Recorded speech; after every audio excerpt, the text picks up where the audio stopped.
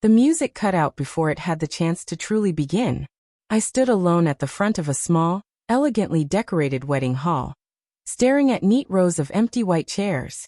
My bouquet felt impossibly heavy, my hands shaking so much that a single rose petal drifted to the floor. The photographer shifted awkwardly, fussing with his camera like he wished he could vanish into the background. The event coordinator leaned toward me and whispered, "Should we wait a little longer?" Her eyes flicked to the tall double doors as if they might suddenly swing open to reveal a crowd of smiling relatives. My throat ached from forcing polite smiles for the past hour. "It's been 45 minutes, I said, keeping my voice steady. "They're not coming." My maid of honor, Lily, my one true friend, squeezed my hand. "They're missing out. You look incredible." But the words didn't soothe the ache in my chest. It wasn't just that they weren't here. They had chosen not to be. Every single one of them, my parents, cousins, aunts, uncles, even distant relatives who'd RSVP'd months ago, had skipped my wedding to attend my brother's flashy business launch. I'd set this date well before he'd even announced his grand opening. My family didn't bother to divide their time. They simply told me, "You'll understand. This is important for him." Now the room was so silent I could hear the hum of the air conditioning. The officiant cleared his throat gently. "We can still proceed." "No," I said firmly. "Not like this. Not when it's supposed to be the happiest day of my life." Lily's brow furrowed. "You're calling it off?" "Not exactly," I murmured, blinking back tears. "I'm just not letting them ruin this for me." I reached for my phone, planning to tuck it into my clutch, but the screen lit up with a message from Ryan, my soon-to-be husband. Smile. I frowned, scanning the room for him, but he wasn't there. Then my call log flashed, 63 missed calls from Mom, Dad, Uncle David, Aunt Karen, my parents' house, and even my brother. Lily's eyes widened. "What on earth?" I tapped the first voicemail. My father's voice came through, tight and urgent. "Emily, call us back right now. You need to explain what's going on." Before I could react, Ryan appeared in the doorway. Not in a tux, but in a navy suit, sharp and composed, his expression cool. He gave me a small smile, the kind that hinted he'd already set a plan in motion. "You ready?" he asked. "For what?" I said cautiously. "For the moment they figure out," he replied, stepping closer, "that they just made the worst mistake of their lives." Without another glance at the empty hall, he took my bouquet, set it aside, and led me outside.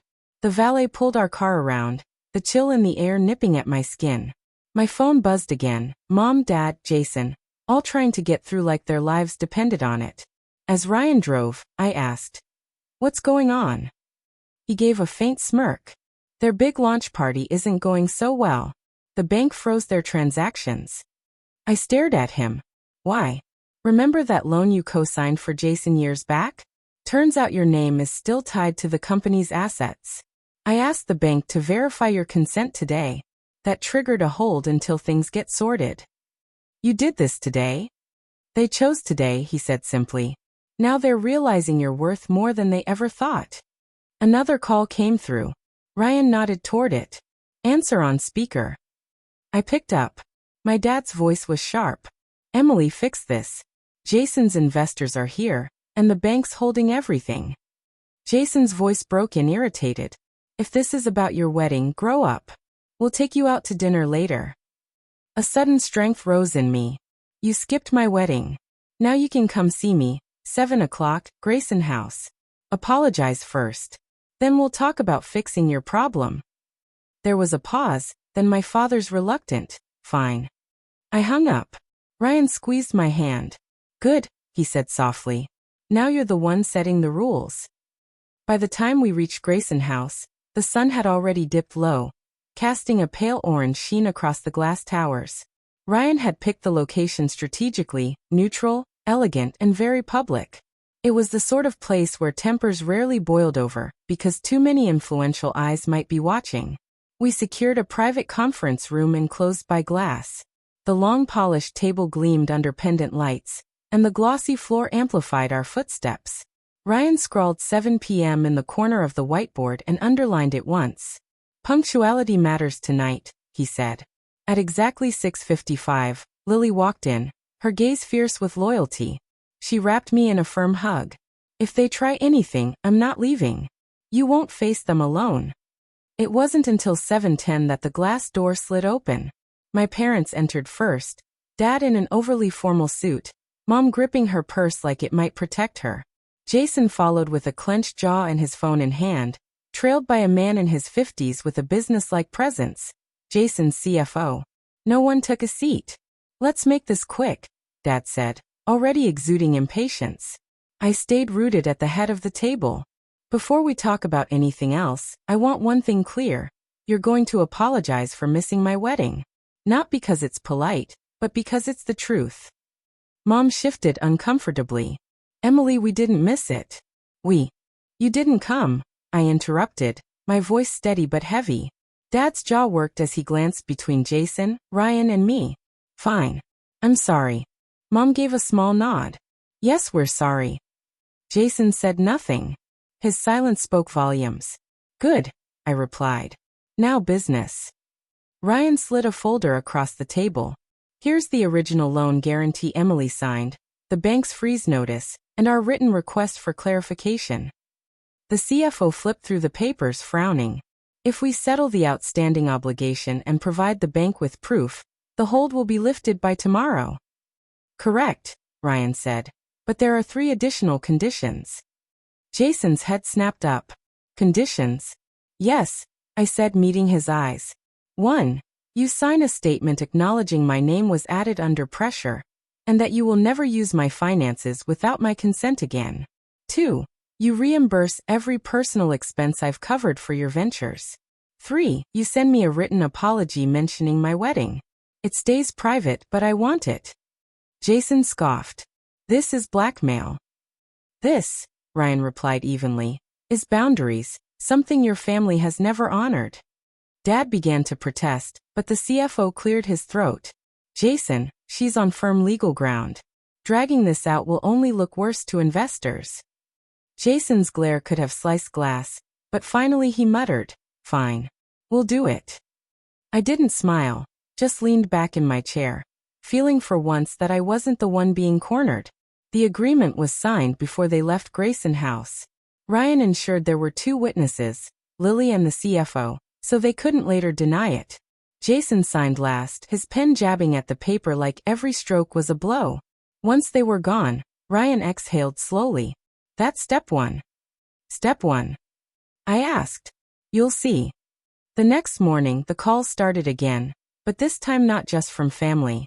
My phone lit up with numbers I didn't recognize. Journalists from local business outlets. People asking for a statement about what had happened at the launch. I ignored most of them until Lily texted, Turn on channel 6. When I switched on the TV, the segment was halfway through. A reporter stood outside my brother's pristine new storefront, hair whipped by the wind, speaking over footage from the previous night. Sources say a financial freeze disrupted transactions during the grand opening, preventing customers from completing purchases. Several investors left early, and some vendors expressed frustration at the delay. The camera cut to Jason, flushed and flustered, gesturing sharply at a group of investors. Behind him, staff awkwardly handed out free coffee to keep people from leaving. The caption at the bottom read, Launch day freeze sparks questions. Ryan came up behind me with a mug of coffee, smirking at the screen. They'll call it a technical glitch, but investors aren't idiots. The bank paperwork will show exactly why it happened. And my name will be on it, I murmured. Exactly, Ryan said. They hadn't just treated me like an afterthought on my wedding day. I realized in that moment they'd been erasing me for years. I wasn't the villain. I'd been the safety net they conveniently forgot, the signature on documents that had literally kept them from sinking. And yet, I'd been invisible to them. Before I could even process the sting of that truth, my phone lit up again. Jason's name flashed across the screen. I let the call go to voicemail, but his text followed immediately. We need to talk now. Ryan glanced at the screen and then at me. They'll try to smooth things over, he said. Translation. They want you to save their image without giving you an ounce of credit. He was right. And for the first time in my life, I didn't feel the pull to give them what they wanted. By midday, photos from the wedding, ones that showed a row of empty chairs where my family should have been, had started circulating on social media. A few guests had tagged me, and while it wasn't viral yet, the story was starting to form. It wasn't painting them kindly. That evening, there was a knock at the door. My parents stood there, uninvited. Ryan opened it but didn't ask them in. "Emily," my mother began, her tone carefully balanced between concern and accusation. "We need to get ahead of this. People are talking." "Let them," I said, folding my arms. "They're only saying what's true." Dad's jaw tightened. "This isn't good for the family name." "Then maybe the family should have shown up for mine," I shot back. "You made your priorities clear. Now so have I." Jason stepped forward, looking worn down in a way I'd never seen. "Emily, please. Investors are backing out. If you just talk to them." "No," I cut in. "If you want me to fix this, then you admit, publicly, that I was there for you when you needed me, and you couldn't bother to be there for me. Otherwise, you handle your own mess." The silence was long and heavy. Ryan stood beside me, steady as stone. Jason muttered something I didn't catch and left, my parents trailing reluctantly behind. When the door closed, Ryan gave a small smile. "Step 2 complete." I frowned. "Step 2. He grinned. "Step 3 is when they finally realize you're not just the one they underestimated. You're the one they can't ignore." 2 weeks later, their polished image had fractures big enough for everyone to see. It started quietly, a short piece buried in the local business journal.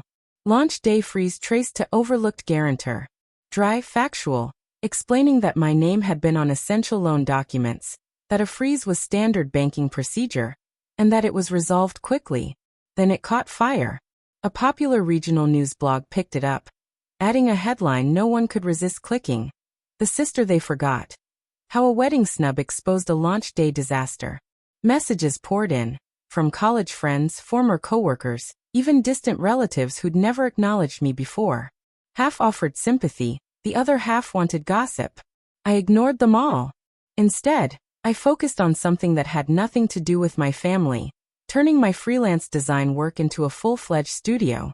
Ryan and I had talked about it for months, but now the timing felt perfect. We rented a bright corner office, painted the walls a soft cream, and put my name, Emily Gray Design, on the door. Lily created the logo, Ryan handled the paperwork, and I worked late not because I had to, but because it was mine.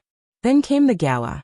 The city's Chamber of Commerce held it every year, a black tie fundraiser for local entrepreneurs.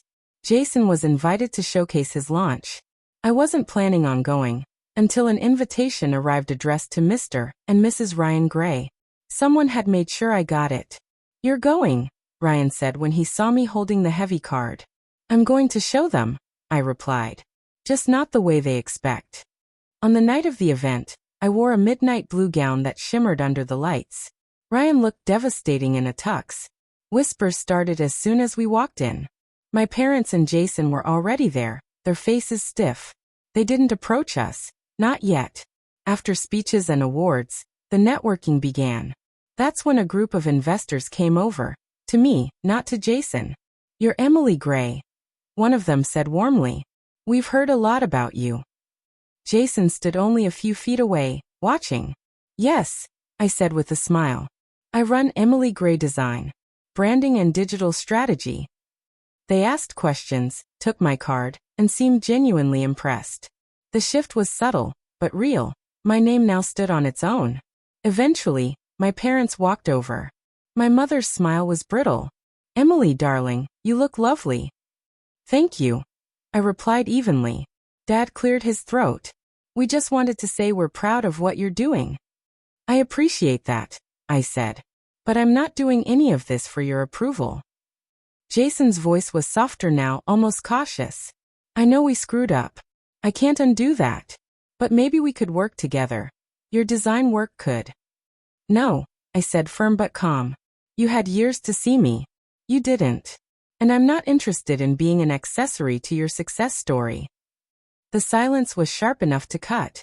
Ryan took my hand, and we walked away, leaving them standing there under the bright lights, surrounded by people who had just witnessed the shift in power. Driving home that night, I looked out at the city skyline and felt lighter than I had in years. They'll keep calling, Ryan said. I know, I answered, a faint smile on my lips. But now they're calling me, and I get to decide if I pick up.